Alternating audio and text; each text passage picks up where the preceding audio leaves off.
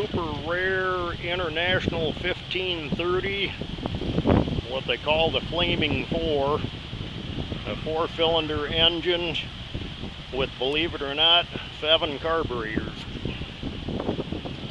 There's manifolds up above the engine. There are 1 carburetor per cylinder, and manifolds above them up to dual carbs above that, another manifold up to a single carb on top. I believe one is used to prime the engine and start it, switch over to the other 2 once it's running, and then once it's warmed up, I believe the bottom 4 would be running on kerosene. Start on the upper 1 or the upper 3 and work your way down. That's a very involved setup.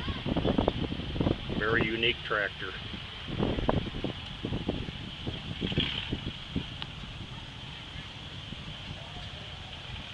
Hard to get good pictures shooting into the light, but it's neat.